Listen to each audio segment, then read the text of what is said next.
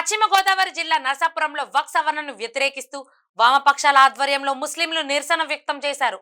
సవరణ బిల్లును రద్దు చేయాలని డిమాండ్ చేస్తూ పట్నంలో ప్రదర్శన నిర్వహించారు. ఈ సందర్భంగా వామపక్ష నాయకులు కౌరు పెద్దిరాజు, ముచ్చర్ల త్రిమూర్తులు మాట్లాడుతూ వక్ఫ్ చట్టం ద్వారా ముస్లింలపై దాడి చేసేందుకు బీజేపీ కుట్ర చేసిందంటూ మండిపడ్డారు. ముస్లిం పెద్దలు మాట్లాడుతూ తక్షణం సవరణ బిల్లును రద్దు చేయాలని డిమాండ్ చేశారు. బీజేపీ వైఖరి లౌకికతత్వానికి విఘాతం కలిగిస్తుందంటూ ఆవేదన వ్యక్తం చేశారు.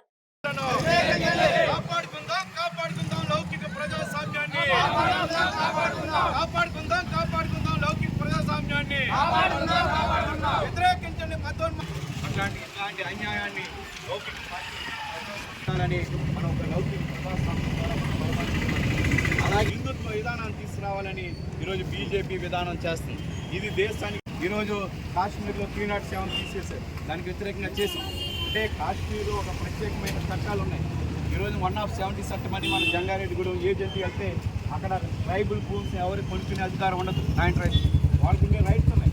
జరుగుతున్న దాడులను వ్యతిరేకించండి. మైనార్టీ మతాల ఆస్తుల మీద జరుగుతున్న దాడులను వ్యతిరేకించండి. మైనార్టీ ఆస్తుల మీద జరుగుతున్న దాడులను వ్యతిరేకించండి. వ్యతిరేకించండి. ముస్లిం ధార్మిక ఆస్తుల్ని ధ్వంసం చేస్తున్న విధానాలను వ్యతిరేకించండి. మసీదు ఆస్తులు వ్యతిరేకించండి. బీజేపీ నిరంకుశ విధానాన్ని వ్యతిరేకించండి. బీజేపీ నిరంకుశ విధానాన్ని, లౌకిక ప్రజాస్వామ్యాన్ని కలరాస్తున్న బీజేపీ విధానాన్ని రక్షించాలి. బీజేపీ మొత్తం మన విధానం మత సామ్రాజ్యం రక్షించాలి. మతోన్మాదం రక్షించాలి. మతోన్మాదం ఖండించండి. ముస్లిం మీద జరుగుతున్న దాడులను ఖండించండి. మైనార్టీల మీద జరుగుతున్న దాడులను ఖండించండి. మైనార్టీ ధార్మిక ఆస్తుల మీద జరుగుతున్న దాడులను రక్షించాలి. బీజేపీ మతోన్మాద విధానం కాపాడుకుందాం. కాపాడుకుందాం మైనార్టీ హక్కులను కాపాడుకుందాం మైనార్టీ మతస్థుల హక్కులను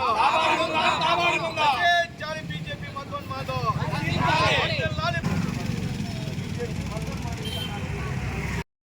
అధికారంలోకి వచ్చిన తర్వాత దేశంలో ఉన్న చట్టాలను ఈరోజు కాశ్మీర్లో 370 ఆర్టికల్ని రద్దు చేశారు.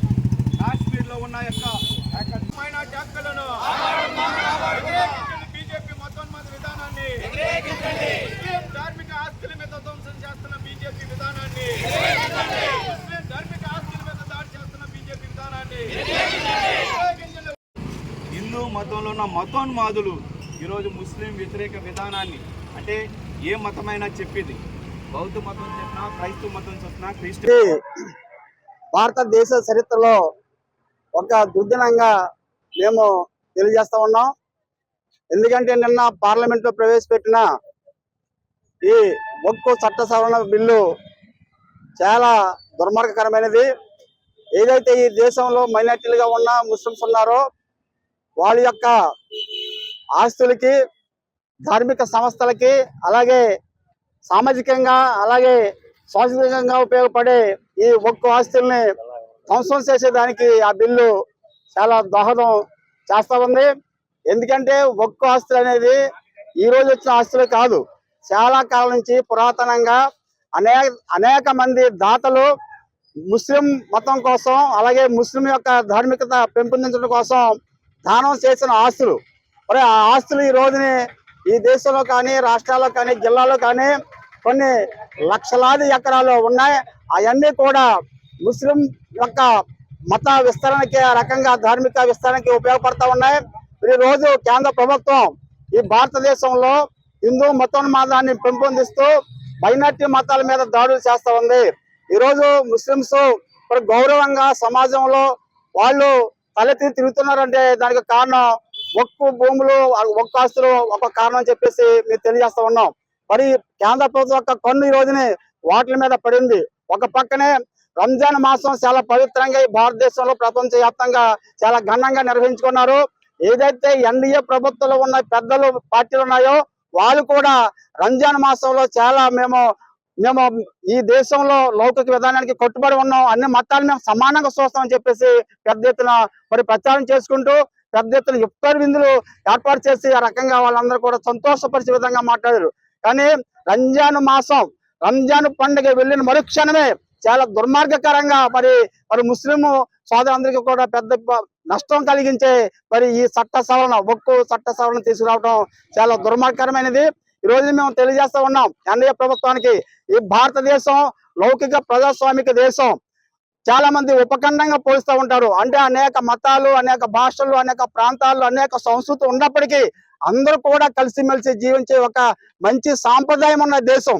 అటువంటి భారతదేశాన్ని ఒక మత ప్రాతిపదిక మీద మీరు విభజించి పాలన చేస్తా ఉన్నారు. ఇది దుర్మార్గం అని చెప్పేసి మేము సిపిఎం పార్టీగా మేము చెప్తా ఉన్నాం. మీరు గతంలో చూసాం, సిఏఏ చట్టాన్ని మీరు సవరించాలని చెప్పేసి అన్నారు. అలాగే ఎన్ఆర్సి, సిఏఏ ఈ రకంగా రకరకాల పేర్లతోటి మరి ముస్లింల మీద మరి దాడులు చేసిన సంగతి కూడా మేము ఈ సందర్భంగా గుర్తు చేస్తా ఉన్నాం. అందుచేత ఎన్డీఏ ప్రభుత్వానికి, బీజేపీ ప్రభుత్వానికి మేము సందర్భంగా హెచ్చరిస్తా ఉన్నాం. మీరు భారతదేశాన్ని మత పరంగా మీరు పరిపాలన చేయకండి, అన్ని మతాలని సమానంగా గౌరవించండి. ఈ రోజునే ఆస్తులు అనేవి కేవలం ముస్లిం సంస్థలకే కాదు, హిందూ సంస్థలకు ఉన్నాయి, క్రైస్తవ సంస్థలకు ఉన్నాయి, అన్ని రకాల మత సంస్థలకి ఈ రోజునే ఆస్తులు ఉన్నాయి.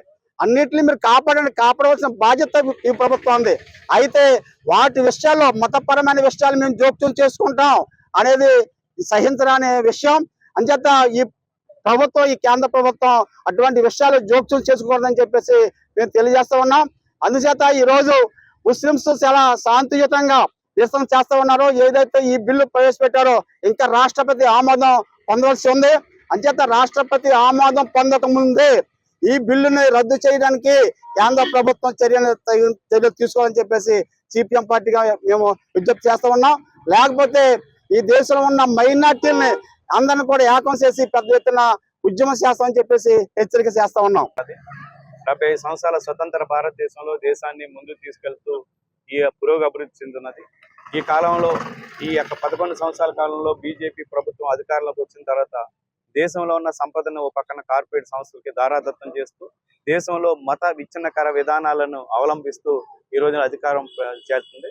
మరి భారతదేశం ఒక లౌకిక ప్రజాస్వామ్యం, అనేక భాషలు, అనేక మతాలు, అనేక ప్రాంతాలతో కూడినున్న ఈ దేశంలో ఈరోజు మైనార్టీల్ని ఒక 2వ తరగతి పౌరులుగా తీసే విధంగా ఈరోజు బీజేపీ మతోన్మాద విధానాలను అవలంబిస్తుంది.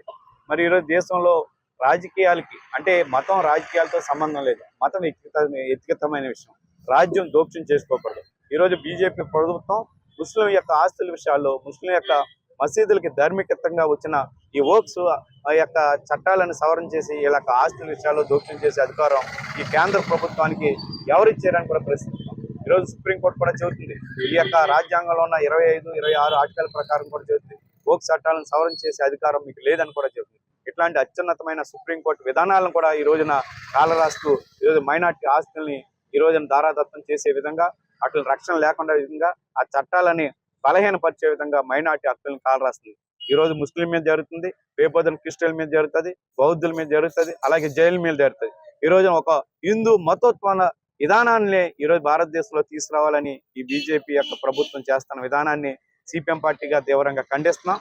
మతాలకి ప్రాతిపదికంగా, మతాల ఆధారంగా మీరు రాజకీయాలు చేసే విధానాన్ని, మతాలకు ఉన్న సంస్థలకు ఉన్న ఆస్తుల్ని మీరు దాన్ని చట్టపరం చేసే విధానం ఈ బీజేపీ ప్రభుత్వానికి, కేంద్ర ప్రభుత్వానికి లేదని, ఇట్లాంటి లౌకిక ప్రజాస్వామ్యంలో మత ప్రమేయమైన విషయాలను, ఈ యొక్క చట్టాలను సవరణ చేసే విధానం ఈ కేంద్ర ప్రభుత్వం తీసుకోవటం అప్రజాస్వామ్యమైంది. ఈ లౌకిక ప్రజాస్వామ్యానికి తీవ్రమైన నష్టం చేకూరుతుందని మేము ప్రజాస్వామ్యవాదులుగా సిపిఎం పార్టీగా భారతదేశంలో బీజేపీ యొక్క చర్యలు చాలా అమానుషం, చాలా ఘోరమైన విషయం.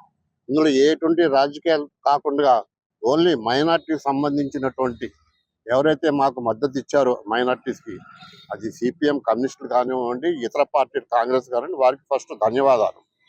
రెండో విషయం వచ్చేటప్పటికి, అసలు మా చెప్పుల్లో వాళ్ళ కాళ్ళు ఏంటి, వాళ్ళ కాలు వేయాల్సిన అవసరం ఏంటి? అది జోడు నాది, అది నేను వేసుకుని తిరుగుతాను. అది ఎలాగైనా అవ్వచ్చు, అది ఇరిగిపోయింది అవ్వచ్చు, తెగిపోయింది అవ్వచ్చు, నా జోడు నేను వేసుకుని తిరుగుతాను. అయితే వాళ్ళు నా చెప్పుల్లో కాలు వేయాల్సిన అవసరం లేదు, వాడికి ఎటువంటి పరిస్థితుల్లో అర్హత లేదు. అయితే ఇక్కడ ప్రస్తుతం ఉన్నటువంటి పరిస్థితుల్లో వాళ్ళు చేసినట్టు ఈ వక్ఫ్ బోర్డు అంటే గతం నుండి నిజాం నవాబులు ఉండి, అంటే కొన్ని వందల సంవత్సరాల క్రితం వచ్చినటువంటి ఆస్తులు. అది దేనికది? సేవా సంఘాలకి, అది మైనార్టీలకి, అది మసీదులు కావచ్చు, ఖబరస్థాన్ కావచ్చు, దర్గాలు కావచ్చు, ఏదైనా అవ్వచ్చు. అది ఓన్లీ ముస్లిమ్స్ వాళ్ళకి మాత్రమే చెందింది. అది వాళ్ళకు ఉన్నటువంటిది మదర్సా పెట్టుకోవచ్చు, దాంట్లో ఏదైనా చేసుకోవచ్చు. ఆర్థికంగా ఇబ్బందులు ఉన్న వాళ్ళకి ఏదైనా వాళ్ళు సహాయం చేసుకుంటానికి అటువంటి సందర్భాలు పెట్టినప్పుడు అంతా బ్రిటిష్ కాలంలోనే ఎవరు ఏం చేయలేకపోయారు, చేయలేదు కూడాను. అది కరెక్ట్ పద్ధతి కాదు. ఇది సుమారుగా వక్ఫ్ బోర్డుకి 20 లక్షల ఎకరాల ఆస్తులు ఉన్నాయి. ఆ ఆస్తులు మీరు తీస్తానంటే మంచిదే, కానీ ఈ విధంగా మాకు ఇంత పర్సంటేజ్ ఇప్పుడు సుమారుగా ఎప్పుడో 200-300 సంవత్సరాలు కాగితాలు తేవాలంటే అది కష్టం. అది వాళ్ళు ఏం చేస్తారు, కలెక్టర్గా ఆదేశాలు ఇచ్చేస్తున్నారు. ఇప్పుడు ఇచ్చేసి అక్కడ ఉందో లేదో, కలెక్టర్ ఉందో లేదో అది మీరు హ్యాండ్ ఓవర్ చేసుకోండి అండి. మీరు హ్యాండ్ ఓవర్ చేసి ఏం చేస్తారు, ఆ ఐటీ కంపెనీలో రైస్ మిల్లులో ఏదో వాళ్ళ గవర్నమెంట్ ఇష్టం వచ్చినట్టు కట్టుకుంటారు. అది మా ఆస్తి. అది మీరు నిజంగా మీరు కరెక్ట్గా అది 20 లక్షల సంబంధించిన ఎకరాల ఆస్తులు మీరు అమ్మేసి మైనార్టీలు పంచారంటే అది వేరే విషయం. పైగా రెండో విషయం నేను చెప్పబోయేది ఏంటి, దీంట్లో ఈ మైనార్టీస్ సంబంధించింది వక్ఫ్ బోర్డులో కమిటీల్లో సుమారుగా 30% ఈ ముస్లిమేతరులకు ఇస్తారంట. అది ఎంతవరకు సమంజసం? అది అంటే మా ఇలాగైతే హైందవ దాంట్లో మాకు కూడా కొద్దిగా మెంబర్షిప్ ఇవ్వండి. అది మీ రామ మందిరంలో కానివ్వండి, అది తిరుపతిలో కానివ్వండి, మాకు కూడా 10% ఎంతో సభ్యులు కూడా మమ్మల్ని కూడా చేర్పించుకోండి. మరలా ఇదే వక్ఫ్ బోర్డులో కూడా CEO కూడా చేస్తారట, అంటే ముస్లిమేతరు ఇతరుల్ని. అది ఎలా జరుగుతుంది? ఎంతవరకు కష్టం? మైనార్టీ అంటే మైనార్టీనే ఉండాలా? ఇప్పుడు గల్ఫ్ కంట్రీస్లో ఎంతమంది ముస్లిమేతరులు లేరు, అక్కడ ఎంతమంది ఉద్యోగాలు చేయట్లేదు. అది మీరు సమంజసమైన విషయం కాదు. అది ఆమోదం పొందినప్పుడు కూడాను ముస్లిమ్స్ అంతా కూడాను భారతదేశం అంతా ఐక్యతగా ఉన్నారు. దీన్ని తాడోపేడే తేల్చుకునే విషయంలో ఉన్నారు. అన్ని రకాల కేరళ కూడా చాలా భారీ ఉద్యమం జరుగుతుంది కూడాను. మీరందరూ మీరు సహకరించినందుకు ధన్యవాదాలు తెలుపుతూ సెలవు.